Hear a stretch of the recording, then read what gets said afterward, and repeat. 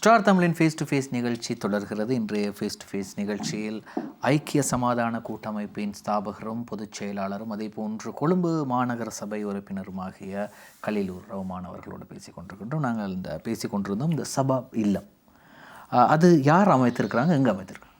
அது இஸ்ரேலுடைய சுற்றுலாத்துறையில் பொழுதுபோக்கு கழிக்கின்ற அந்த சுற்றுலாவுக்காக தனியார் நிறுவனங்களாக அமைக்கப்பட்டிருக்கின்றது தான் அரசாங்கம் சொல்லுது. எந்த இடத்துல?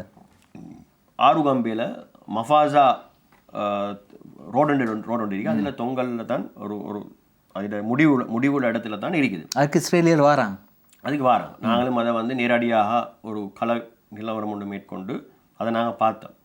அப்போ நாங்கள் அங்கே போகும்போது எங்களை புலனாய்வுத்துறையால் துரத்தினாங்கன்னு சொல்லி நாங்கள் போகிறது வாரது அது சம்பந்தமாக எங்களுக்கு தங்கும் இடம் வசதிகள் கொடுக்கப்பட வேண்டாம் என்று சில அந்த பகுதியில் இருக்கிற சுற்றுலாத்துறைகளில் மேற்கொண்டவங்க கூட நடவடிக்கை எடுத்தாங்க. நாங்கள் அன்று என்ன காரணம், ஏன் உங்களை அங்கே வர வேணான்னு சொல்கிறாங்க? அவங்க நாங்கள் இதை குழப்பிடுவோமோ, நாங்கள் இதை குழப்பதில்லை, நாங்கள் இந்த நாட்டில் பதிவு செய்யப்பட்ட ஒரு அரசியல் கட்சி, எங்களுக்கு கடமை கொண்டு இருக்குது முஸ்லீம் மக்களை தெளிவூட்டுறதுக்கு, ஜனநாயக ரீதியாக இந்த மக்களை வழிநடாத்துறது. அஷ்ரஃப் அவர்கள் அன்றைக்கு விடுதலை புலிகளுடைய போராட்டத்துக்கு முஸ்லீம் இளைஞர்களை நகர்த்தாமல் ஸ்ரீலங்கா முஸ்லீம் காங்கிரஸை உதயமாக்கி எப்படி நகர்த்தினாரோ அவ்வாறான நகர்த்தணும்னு நாங்கள் செய்யணும். இல்லாட்டி ஜஹரான் போன்ற கடும் போக்குவாத ஒரு கொடூரமானவன்ட்ட பேத்து மன்றிட்டு இருக்கிற தேசிய தலைவர்கள் கடந்த காலங்கள் நாங்கள் கண்டம் தானே.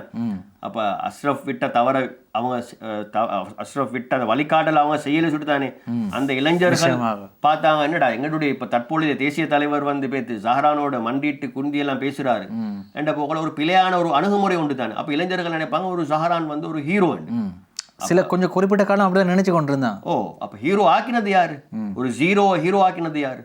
இந்த தேசிய தலைவர்கள் என்று சொல்லிவிட்டு தம்மட்டம் அடித்து கொண்டு இருக்கின்ற அந்த நபர்கள் தான். நீங்கள் பேரே சொல்லலாம், பேர் சொல்லாமிக்கிற மட்டுக்கு நல்லா அரசியல் புரிதல் இருக்கிற மக்களுக்கு இந்த அரசியல் விளங்கும். பேர் செல்லாம நீங்க குறிப்பிடுற நபர் இப்போ இந்த நாட்டோட முஸ்லீம் கண்ட தேசிய தலைவர் இருக்கலாம். இருக்குதுன்னு எங்களுக்கு சொல்லையா இருக்கலாம். இனி தேசிய தலைவர்கள் பலர் இருக்கிறாங்க தானே. அப்போ அதில் அவங்களும் ஒருவராக இருக்கலாம். நான் சொல்றேன் ஜஹரானோட உட்கார்ந்து ஜஹரான்களுடைய சில நபர்களுடைய விஷயங்களை அவங்கள ஆஸ்பத்திரி ரீதியாக சுகம் விசாரித்த இந்த நாளை தான் இந்த ஜஹரான் வளர்ந்தான். அப்போ அவனுடைய சிந்தனை வளர்ந்துச்சு. அப்போ இந்த கடும் போக்குவாத சிந்தனை அதை அந்த டைம்லேயே அதை மடங்கடிக்கிச்சு. அது யாருடைய பொறுப்பு என்று நீங்கள் சொல்கிறீங்க? தற்போதைய வடகிழக்கில் அரசியல் செய்கிற முஸ்லீம் அரசியல்வாதி ஒவ்வொருவருடையும் பொறுப்பு அது. இவ்வாறான சிந்தனைகளிலிருந்து அவரை நாங்கள் ஏன் அப்படின்னு நினைக்கிறோம்? நாங்கள் இப்படி நினைக்கலாம் தானே. சாரான் போன்றவர்களை வலுவூட்டியது பேரினவாத அரசியல் என்று கூட நினைக்கலாம் தானே. பேரினவாதிகள் அரசியல் வலுவூட்டினாலும் வலுவூட்டி இருப்பாங்க. அவங்களுடைய சிந்தனை அவங்களுடைய தேவைகளுக்காக அவங்களுடைய தேவைகளுக்காக வலுவூட்டி இருப்பாங்க. ஆனால் ஜனநாயக ரீதியான அரசியல் கட்சி ஒன்று செய்கின்ற ஒரு நபர் ஒருவர் காத்தாங்குடி மண்ணில் இருக்கிற இன்னொரு முஸ்லிம் சமுதாயத்துக்கு வெட்டி கை கொத்தி கொலை செய்கின்ற அளவுக்கு போன்ற ஒரு கொலைக்கார கும்பல், ஒரு கடும் போக்குவாத சிந்தனை உள்ளவர்களோட இருந்து பேசக்கூடாது. இப்போ அவங்க சொல்கிறாங்க தானே ஞானசார தேரரோட உட்கார்ந்து பேசக்கூடாது, அப்படி பேசக்கூடாதுன்னு சொல்கிறாங்க தானே. அப்போ அப்படி சிந்தனையில் இருக்கிற நீங்கள் எப்படி போய் அவனோட போய் உட்கார்ந்து ஞானசார தேரரை பார்க்கும் விதம் அப்படி அவங்க பார்க்க கண் அப்படி பார்க்கும் கண்கள் அப்படி இருந்தாலும் எங்களுடைய மார்க்கம் சொல்லியிருக்குது ஒரு எதிரியை கூட அணுகித்தான் அவனை எங்களோட கொள்கைக்கு எங்களோட முஸ்லீம் சகோதரர்கள் நான் சொல்ல ஜஹரான சொல்ல வரல, நான் எங்களோட மார்க்கத்தை இல்லாத ஒரு நபர் ஒருவரை நாங்கள் அணுகித்தான் அவர்களுக்கு எங்களுடைய விஷயங்களை நியாயமான விஷயங்களை நாங்கள் சொல்லணும். இப்போ முஸ்லீம்களுடைய ஜனாசா எரிப்பு பொழுது ஞானசார தேரர் இருந்தார் ஜனாசா எரிக்கக்கூடாது என்ற நிலைப்பாட்டு. அந்த நிலைப்பாட்டுக்கு நாங்கள் அவரை கொண்டு வச்சோம். அவரை நிலைப்பாட்டை மாற்றினோம். காரணம் அந்த குழுவில் நீங்களும் ஒரு உறுப்பினராக இருந்து அவருக்கு சென்று வச்சு இதில் பூகோள பின்னணி ஒன்று இருக்கு, பூகோள அரசியல் பின்னணி ஒன்று இருக்கு. மெத்திகா கடைசியில் அறகலைக்கு உட்கார்ந்தா தானே. கோட்டாக்கு இந்த எரிங்கன்னு சொல்லி சில சிபாரிசுகளை செஞ்ச குழுவில் இருந்த மெத்திகா அவ பேத்து அறகலையில் உட்கார்றா தானே. கோட்டா கோண்டு. அப்போ இது பூகோள ரீதியான ஒரு சிந்தனை உண்டு தானே. அப்போ அப்படி விஷயங்களை நாங்கள் அவங்களுக்கு உள்வாங்க பட்டிருக்கு. அதே மாதிரி சபாத் இல்லங்கள் இப்போ தற்பொழுது இஸ்ரேல் பாலஸ்தீன் யுத்தம் முடிவு அடைந்தாலும் தெற்காசியான்றது மிக முக்கியமான இடம் இந்த ட்ரிங்கோமலி இந்த கிழக்கு மாகாணம் என்றது இந்த மேற்கத்திய நாடுகளுக்கு முக்கியமான இடம். அவங்க பார்க்குறாங்க இந்தியாவோட அவங்க உறவாக இருந்தாலும் இந்தியாவுக்கு இது கொடுக்கப்படாது.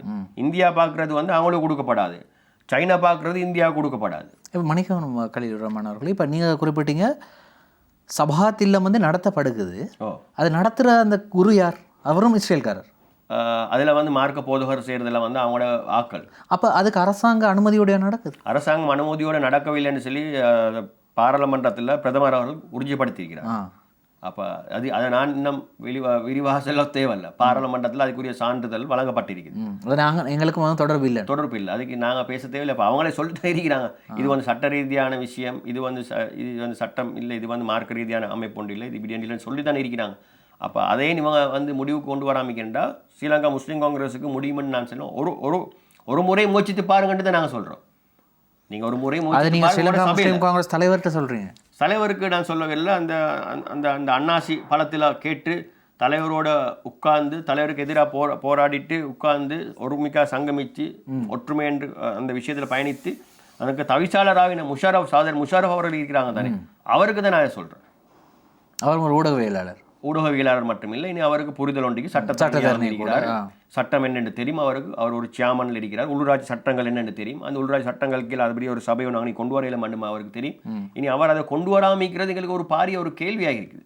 ஏன் கொண்டு வராரு இல்லை? தற்பொழுது சென்ற மாதம் நடந்த ஒரு ஊடக சந்திப்பில் கூட வந்து ஹரிஸ் எம்பி முன்னாள் அமைச்சராக இருந்தவர் கூட சொன்னார் வந்து இன்னும் ஒரு சபாத் இல்லங்கள் ஒன்று கூட அங்கே கொண்டு வந்திருக்கிறாங்க.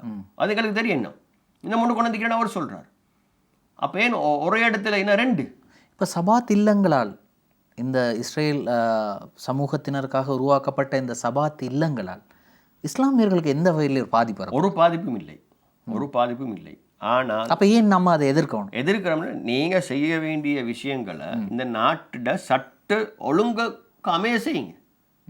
மற்றபடி இதுதான் நம்மளோட பிரச்சனை. ஆனால் பலஸ்தீன் மக்களை இஸ்ரேல் அடிக்கிறாங்கிறதுக்காக அந்த பிரச்சனை இல்லை.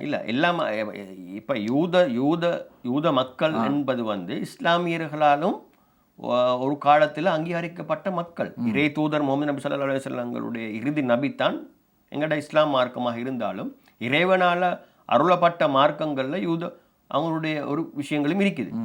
ஈசர் என்று அவங்க சொன்னாங்க, நாங்கள் ஈசான்னு சொல்கிறோம். அப்படி விஷயங்கள் இருக்கு வரலாற்று. நாங்கள் அதை எதிர்க்க போக இல்லை. ஆனால் சிந்தனை ஒன்று இருக்கு, ஜியோனிசம் சிந்தனை, அதுக்கு நாங்கள் எதிரானவர்கள்.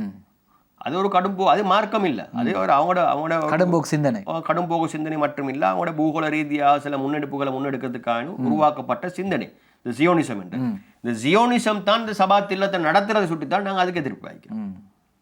யூத மக்கள் வந்து அப்படி இப்போ நாங்கள் சொல்ல இலங்கையில் வார எல்லா ஷீக் மக்களுக்கும் வாருகின்ற ஏனைய மத சார்ந்தவர்களுக்கும் மத நிலையங்கள் அமைக்க போனால் இந்த நாட்டில் இல்லாத பிரச்சனைகள் உருவாகும். நைஜீரியாவில் இருக்கிற ரொபர்ட் முகாபே நான் இப்போ கிட்டத்தில் போல்காமியோ தெரியா கிட்டத்தில் அவர் கொண்டு வந்திருக்கிறார் விஷயம் ஒன்று வந்து இந்த மார்க்கம் ரீதியாக உருவப்பட்ட இந்த சென்டஸ் மூலமாகத்தான் இந்த நிகழ்காலத்தில் பூகோள அரசியல் ரீதியான விஷயங்கள், இந்த ஆயுத போராட்டங்கள், இந்த ஆயுத விற்பனை வியாபாரிகள் கிளர்ச்சிகள் அவ்வளோ நடக்குது வந்து இந்த சென்டஸ். இந்த மத தூதுவர்கள் அருளப்பட்ட மத தூதர் ஜீசராக இருந்தாலும் புத்தராக இருந்தாலும் அவங்களோட சிந்தனைக்கு அப்பால் போயிட்டு பல கூறுகளாக பிரிந்து போகிறாங்களே. காரணம் இந்த சென்டஸ். அப்போ இந்த சென்டஸ்களை வந்து அவர் மூடினார். அப்போ ஆப்பிரிக்காவில் வந்து இந்த மார்க்கத்தை வச்சு தான் பிரச்சனை படுத்தினாங்க. நைஜீரியாவில் இருந்தாலும் கிறிஸ்தவ முஸ்லீம்கள் பிரச்சனை அப்படின்ட்டு தான். அதே பிரச்சனை எதிர்காலத்தில் இந்த வடகிழக்கு யுத்தத்தால் நஷ்டமடைந்திருக்கிற ஆயுத வியாபாரிகள் முஸ்லீம் இளைஞர்களை பயன்படுத்தலாம். எவ்வாறு ஈஸ்டர் சண்டே அட்டாக்கு பயன்படுத்தினாங்களோ, முஸ்லீம் சமுதாயத்துக்கு தெரியாமல் பயன்படுத்தினாங்களோ, சில மூளை செலவை செய்து இந்த பூகோள அரசியலுக்காகவின்னு இப்போ சைனாவுடைய சங்க்ரிலா ஹோட்டலுக்கு 2 குண்டு வெடிக்குது, மற்ற எல்லா இடங்களுக்கும் ஒவ்வொரு குண்டு வெடிக்குது. அப்போ அது உங்களுக்கு ஒரு சந்தேகம் உண்டு, ஏன் சைனாவுடைய சங்க்ரிலா ஹோட்டலுக்கு 2 குண்டு வெடிக்குது? என்ன சார் ஒரு மெசேஜ் ஒன்று கொடுக்குறாங்களா? என்ன சார் ஒரு நாட்டால் இந்த நடத்தின சில நாடுகள் இருக்குதா? இதுக்கு பின்னணியில் சில நாடுகள் இருக்குதா? அந்த நாடுக்கு ஒரு மெசேஜ் கொடுக்குறாங்க. சைனா சார்பான ஹோட்டலில் 2 குண்டு வெடிக்குது. அப்போ சில நாடுகள் சார்பாக இருந்த ஹோட்டலில் குண்டு வெடிக்குது இல்லை. அப்போ அப்படி விஷயங்கள் எல்லாம் இருக்குது. அப்போ நாங்கள் வந்து சிந்திக்கணும். இப்போ இந்த நேரம் தான் நான் இந்த பேட்டியை அல்லது நேர்காணல அடுத்த நான் இன்னும் ஒரு கட்டத்திற்கு கொண்டு போகிறேன். பாதுகாப்பு உயர் பதவிகள் குழு பாராளுமன்ற குழுவுக்கு அழைக்கப்படுகிறார் அண்மையில் பாதுகாப்பு செயலாளர், நான் நினைக்கின்றேன் ரவி செனிவரத். அப்போ ரவி செனிவரட்னை குறிப்பிடுகிறார், கேள்வி கேட்டிருக்கின்றார் நிசாம் காரியப்பர் ஈஸ்டர் தாக்குதல் தொடர்பாக. அப்பொழுது ரவி செனிவரட்னை குறிப்பிட்டிருக்கின்றார், ஆம் பிரதான சூத்திரதாரி கண்டுபிடிக்கப்பட்டிருக்கிறார். அந்த கதை வெளியில் வந்துட்டு இவர் ட்வீட் பண்ணியிருக்கிறார் நிசாம் காரியப்பர். அப்போ இந்தியாவும் இதில் சம்மந்தப்பட்டிருக்கு அப்படின்ற அவர் சொன்னதாக நிசாம் காரியப்பர் சொல்கிறார். பின்னணியில் இந்தியாவும் இருக்கலாம் என்று அவர் சொன்னாராம். ரவி கருணாநிதி ஒஃபிஷியலாக சொல்லியிருக்கிறாரா? ட்வீட் பண்ணியிருக்கிறார். அது பெரிய பிரச்சனை ஆகிருச்சு. ஏன் அப்படி அந்த குழுவில் நடந்த அந்த கருத்து பரிமாற்றலை ஏன் இவர் வெளியில் ட்வீட் பண்ணார்? காரியப்பர் ட்வீட் பண்ணியிருக்கார் தனது எக்ஸ் வலைத்தளத்தில். இப்படி சொன்னார், நான் கேட்ட கேள்விக்கு ரவி செனிவரத்ன இப்படி சொன்னார். அப்போ நீங்கள் சொன்ன கதைக்கும் இதெல்லாம் பார்க்கும்போது ஏதோ ஒரு ஒற்றுமை இருக்குது. அப்படியா? இருக்குன்னு தான் நான் நினைக்கிறேன். ஏன்டா ஈஸ்டர் சண்டே அட்டாக் உடைய பாராளுமன்ற தெரிவு குழு ஒன்று இருந்துச்சு, அதில் வேறையா பாராளுமன்ற பாதுகாப்பு குழு ஒன்று இருந்துச்சு, ஜனாதிபதி ஒரு கமிஷன் ஒன்று இருந்துச்சு. 3லேயும் அறிக்கை வெளியிட்டாங்க. இந்த 3லேயும் இருக்கிற அறிக்கைகள்லாம் அது சம்பந்தமான விஷயங்கள் கசிந்து தான் இருக்குது.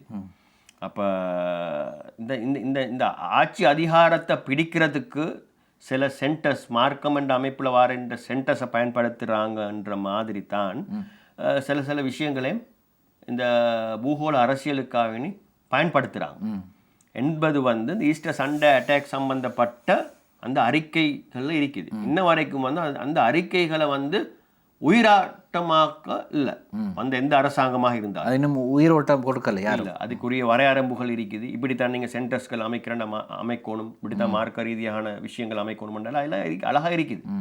அதை ஒன்றுமே இன்ன வர காட்டும் எந்த அரசாங்கம் கண்டு கொள்ளாமல் கொண்டு இருக்குது. அப்போ இது ஒரு நெருப்பு இன்னும் அணையப்படவில்லை, போய்ந்து கொண்டு தான் இருக்குது. அப்போ சில நாடுகள் தங்களுடைய அதிகாரத்துக்காக வேண்டி சில குண்டுகளை வச்சிருக்கிறாங்க ஒவ்வொரு நாடுகளில். பென்டகன், வேர்ல்ட் ட்ரேட் சென்டர் ஒரு நாடை பிடிக்கிறதுக்கு, சதாம் ஹுசேன் அழிக்கிறதுக்கு, லிபியா கடாஃபியை ஒழிக்கிறதுக்கு, அப்படி விஷயங்கள். ஆனால் எங்கே எது நடந்தாலும் அது இலங்கையோடு ஏதோ விதத்தில் தொடர்படுது. சரி, அதுதான் நாங்கள் சில பூகோள ரீதியான ஒரு சிந்தனை அரசியல் ஒன்று இலங்கையில் பின்னி இருக்கின்றது. நிச்சயமாக தொடர்ந்து பேசலாம். ஸ்டார் தமிழின் ஃபேஸ் டு ஃபேஸ் நிகழ்ச்சியில் ஒரு சிறு விளம்பர இடைவேளை.